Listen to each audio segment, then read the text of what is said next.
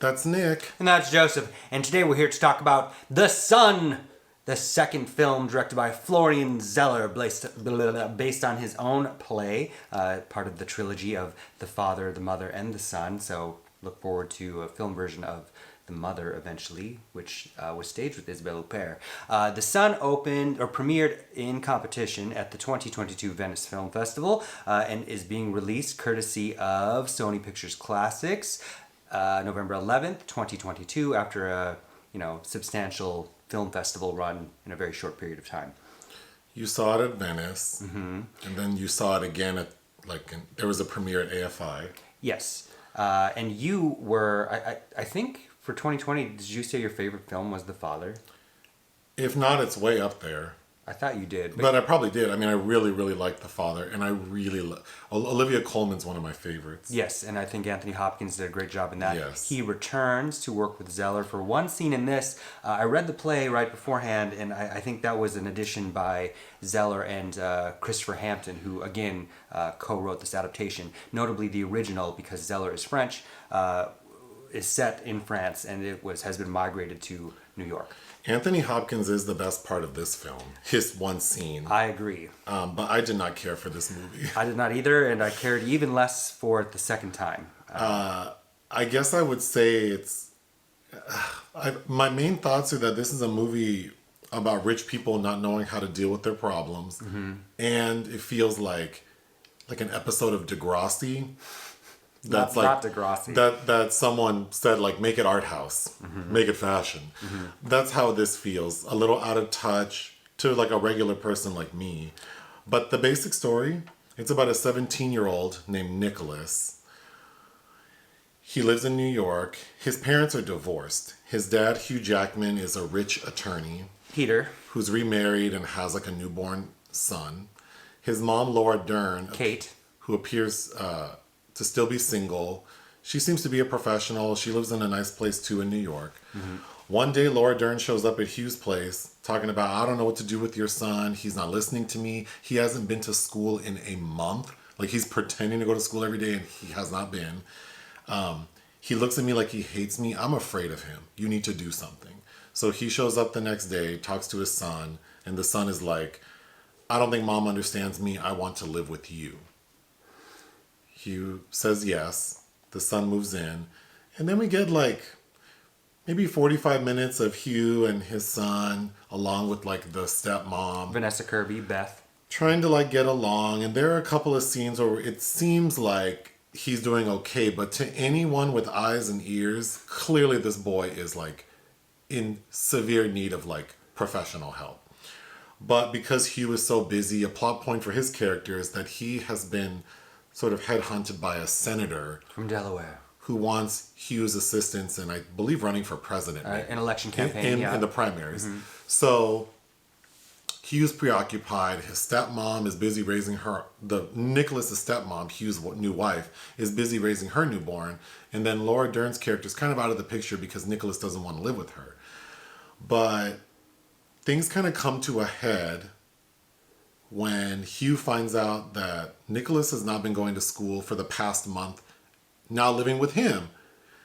Has been actively lying and actually wrote an email to the school from his father's email account saying that he was going back to the other school. So they get into an argument which causes Nicholas to attempt suicide. It's made it seem like maybe he slit his wrist. So Nicholas ends up in a psychiatric facility. And I think everything culminates with the parents visiting their first big assessment, a week after he's been there with the psychiatrist. And the psychiatrist is like, Nicholas is not well. He needs treatment. He needs to be here. He needs to be monitored. I know y'all want to take him home because Nicholas is screaming and fighting, saying he wants to go home. And the psychiatrist is like, love is not enough. This fool needs pills, therapy, all the things. And initially they say, no, we're leaving him, but then they feel guilty and bring Nicholas home. So the final sort of scene is Nicholas comes home and he's all happy and smiling, which we all know is not right. Everything's very textbook DSM about his condition, yeah. So predictable. And we find out early on when Nicholas first moves in with his dad that his dad has a shotgun or a rifle, a hunting rifle in the laundry room. So if that's not foreshadowing enough, we get like 3 scenes or moments where we see the washing machine running. So you already know. And Nicholas like creepily going into the lurking washroom. around the house. So we know this boy's going to take the rifle and kill himself, and he does. And then the final scene is sort of like Hugh in his mind imagining like 5 years later, his son got better, went to college, living in Toronto, comes back, is now going to like propose to his fiance. And Nicholas has written a book called Death Can Wait. With a butterfly on the cover. A butterfly on the cover. That is this the production designer's fault. Yeah. And then he sort of snaps out of it, and his wife sees him like crying, and she's telling him like, it's not your fault, you did the best you could. You did the best you could at the time. The end.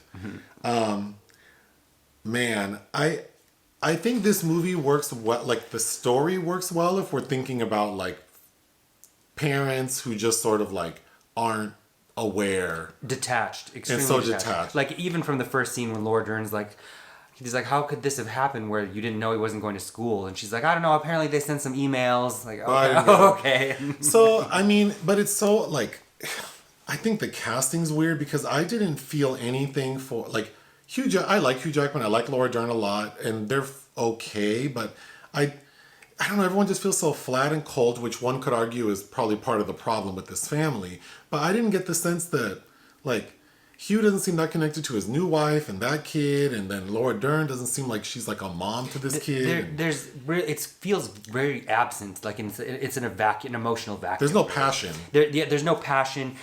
I do like Laura Dern. I think she's fine in this role. She gets one, I think, really good scene in the restaurant with Hugh Jackman where they're drinking martinis and she's having a memory and she's overcome by emotion. And, you know, it's just, she's just good at what she does. It reminded me of that scene in Wild where Reese Witherspoon as her daughter is getting all bitchy with her, and she just takes a moment to be like, God, I knew this day would come where I know you'd be better than me, but it hurts. And she's very good at those small bits of emotion. I agree, they don't seem like they were ever really a couple in the first place. I think Jackman does just fine. There's nothing innately wrong with his performance. It's just, it's frustrating because they're just so oblivious of very obvious red flags with this kid who is saying like, I am in pain and I don't feel on more than one occasion is literally saying, I don't feel like I can live this life, I'm not normal. And it's just like, well, he was smiling the other day, so he must be fine. And again, I think this could have been a very powerful story about parents who are so oblivious, but it's just like I didn't feel anything for anyone. Vanessa Kirby seems to, as Beth, seems to kind of realize what's going on when it comes down to allowing Nicholas to babysit her infant or... Well, my first note is like her character. I wrote down this new wife ain't shit, because when Laura Dern first knocks on the door, first of all, Hugh is like, you can't just show up here. Which is so odd. And I thought that was odd because it seems like that's not something she would normally do. So it must be serious. And I would imagine that your new wife who you have a child with would appreciate that your ex-wife who you have a child with has some serious concerns about your child. And I know that people are like that you get into new relationships, you forget about the old families. But I just think like when you put it all together, I'm sitting in this theater watching these people like, I don't care. Like, you just keep rolling your eyes. And I think and I know I use this phrase a lot, but the cancer at the center of this film is Nicholas, played by Zen McGrath, or at least how he's directed, because every line, every moment, everything about this performance, I loathed. It felt like the director watched like some after school specials about troubled teens and then wrote down like everything, like the loose fitting hoodie, like sort of never making eye contact, always looking over people, making like shrugging. And then even like when he first goes to school, the administrator walks him in the middle of the period to interrupt the class. Then all of the students are glaring at him and looking at his clothes. Yes. It just felt all very like standard. It's very cliche. It's using all of the cliche tropes, but without any kind of poignancy or empathy. It's just abrasive. And then, you know, Hugh Jackman trying to bond with him, all of those scenes. There's this dance sequence to Tom Jones in the living room. Well, that's my next note, is that there are two moments in particular where we're supposed to think like Nicholas is feeling better. And there's the one where Hugh, Nicholas, and the new wife, Beth, are dancing to that song you referenced. And then they're happy, and then all of a sudden the camera spins to Nicholas, and he's just flat. And the music changes as in its head this kind of depressive emo song, which, you know, I think that felt realistic, as I remember being a teenager who I was grounded a lot, and I would remember being happy in a moment and saying like, oh no, And then realizing I'm not happy right now. Yeah. I'm going to decide not to be happy because this is not the circumstance I want to be in. So some of that, it's not completely off base all the time, but it just seems so basic. Like, it's just like, look at this It feels on the heartbreak. nose to Yeah. me. Then the other scene is where Hugh is talking to Nicholas, and he's like, oh, I got invited to go out to a dance. And then Hugh's all excited, like, that's great, hang out with people, make friends. And then he takes him to like this fancy tailor shop to get him like a custom made French dinner jacket. And I thought that was ridiculous. So I've seen this with two very different audiences. In Venice, with a lot of Europeans, people from all over the world. You know, there was no laughing in that scene, but watching it in LA, in the US, everybody was really laughing at the scene. Well, because so the person assisting Hugh and his son is this black man who's like working in the tailor shop. And I would imagine like watching it in France, people who work in that capacity probably don't work for commission. There probably isn't the need to like ass kiss and be subservient. Whereas in the US, we all know that when that man was saying like, yeah, you look great. You look good. Kids are wearing this. You yeah. know, that man's like, I don't give a rat's ass about you or this dinner jacket. So yeah, I thought that was funny. I think, so the best scene is when Hugh goes to visit Anthony Hopkins, his dad. Mm-hmm. And it's obvious that the dad's a very successful man who is very preoccupied with work and not his family. And then Hugh shows up and basically says like, yeah, I got plucked to help this senator, but I'm not going to take it because my son needs me. And then Anthony goes on a rant. Oh, yeah, it's so good. It's the best part of the film. Because he's like, oh, that's why you came here. Because Oh. you want to demonstrate how, like, what a perfect father you are, and that you're going to focus on your family instead of focusing on your career like I did. And then Hugh's like, no, that's not why I came here. But now that you bring it up, you know, mom was sick and you didn't even visit her, blah, blah, blah. And then Anthony's like, oh, so congratulations, you're the perfect dad. I have some advice for you. If you want to, like, he basically tells him, like, get over it. Yeah, please get over it. And I thought that was so good. It is. And then that made me think the better story would have been this, because here's the thing from my perspective. Writing teenagers is difficult because I think capturing the mind of a teenager, especially like in different eras, like this kid is a teenager in 2020, whatever. Unless you have like some teenagers helping you write it, it always feels a little off. And I think what would make more sense is to write the adult characters reacting to a teenager. Mm-hmm. Like we have less time with this boy who's not written like a real teenager. So I wish it would have been Hugh sort of we should have been focused on Hugh treating his son the way his dad treated him, and how that ultimately leads to his son committing suicide. Like I think that would have.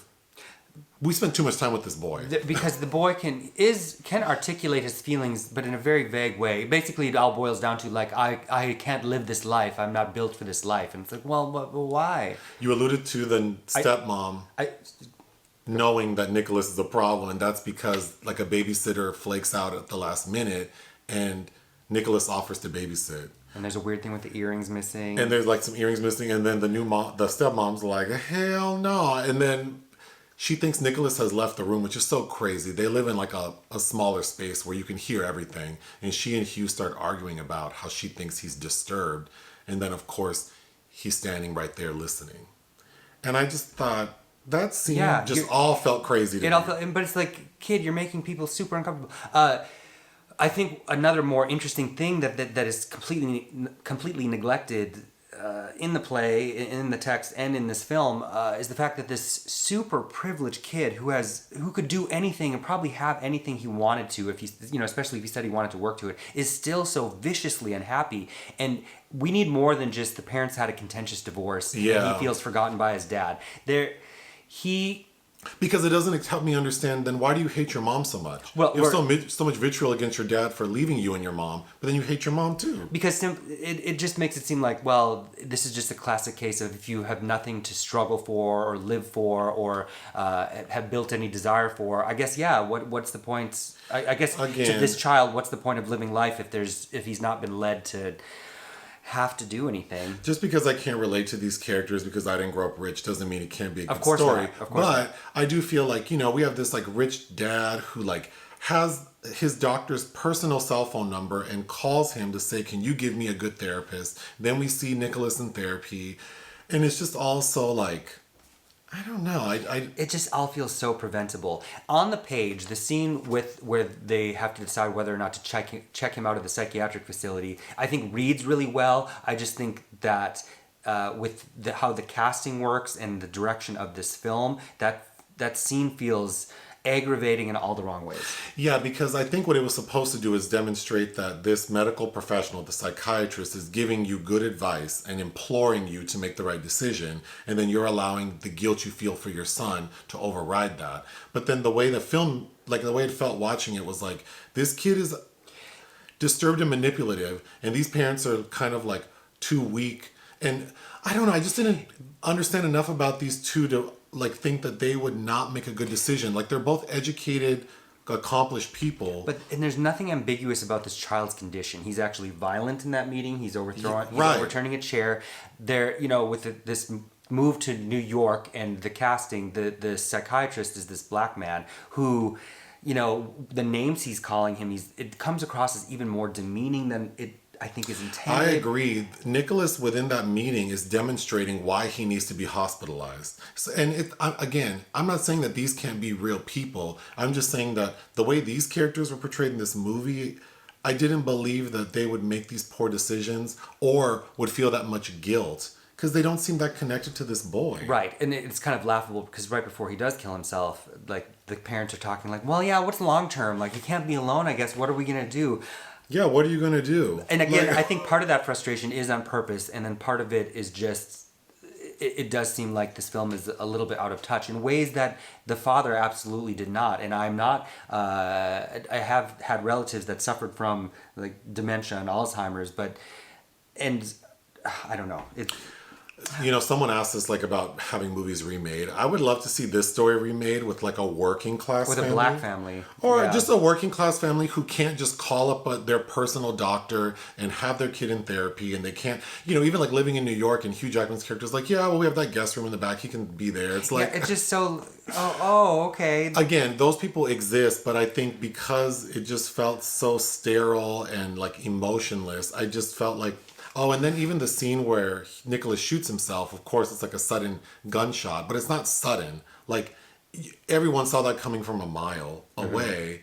Although in the theater, as we were, like, the person next to me was just like, oh, wow. Oh, yeah, some people screamed in shock. And I'm like, were you asleep the entire movie that you didn't see this coming? Like, part of it is the auditory effect of the gunshot, I think. Which felt kind of manipulative to the audience. Like, girl, we all saw this coming. Again, it feels like a stage, this is the difference between the mediums, right? I think that mentioning the gun for the stage play might be more effective than, we don't need to know so clearly that there's a gun in the house. I don't think we need to know that. I agree. And then to highlight the gun multiple times, like the washing machine spinning, like... Well, because you kept leaning over and whispering, like, is he going to kill a little brother? Is he gay? Because then I thought, because something's going to happen. So then I'm like, okay, my last thought is there's this sort of like underlying chronic dread about the story, but only because it's so obvious something bad's going to happen. We can tell that nothing good is going to come of this. So I was always on edge, but in kind of an annoying way, because it's like, oh, is he going to hurt his new little brother? Then maybe because it's Hugh Jackman, I'm like, oh, is Hugh Jackman's character like, turned out to be gay and molested the boy? Because there's a scene where Hugh's at work and they have a new intern, this young French kid, and Hugh's looking at him like he wants to eat him. Oh, yeah. And then like it kind of persists for a minute, but then all that amounts to is Hugh's looking at him like, oh, I wish my son were like him. And then that leads to him taking him to the tailor to get a jacket just like the kid. And he's like, it's French. But then I thought, that was a weird choice. Yes. Also, one of his partners at work is played by William Hope, who is Gorman from Aliens. Oh, that's right. And then, of course, Zeller has reteamed with his cinematographer, Ben Smithard. Whereas the visual dynamics of the father I liked so much, I really disliked them quite a bit here because I almost felt we have so many close-ups and it's like we're bearing down so closely, I think, for a sense of forced intimacy on these people when it's like, I think we needed to back up a little bit because...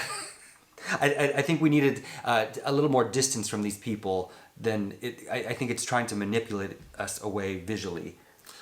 I feel like people aren't going to agree because it's one of those stories that's very like easy to get people like emotional But it's so, they call Zeller the most exciting playwright of our time. They, as in certain cultural gatekeepers. But, there's a lot of cliche in this particular text because we even have that obligatory, the Lord Dern and Hugh Jackman remembering this one family vacation on the seaside in Corsica, which is just like, there's a scene like that in The Whale. Well, I forgot about that. So, sort of, when Hugh is contemplating like what to do with Nicholas after he's been hospitalized, he reflects on a moment when they were on vacation and they were on their like little yacht, like on some fancy island, and Nicholas, he's a little boy. Like he says he's 6.5, although he looks like he's 3. Mm-hmm. But his little floaties broke, so Hugh's like, "You're gonna have to swim," and he's like, "I can't swim," and then.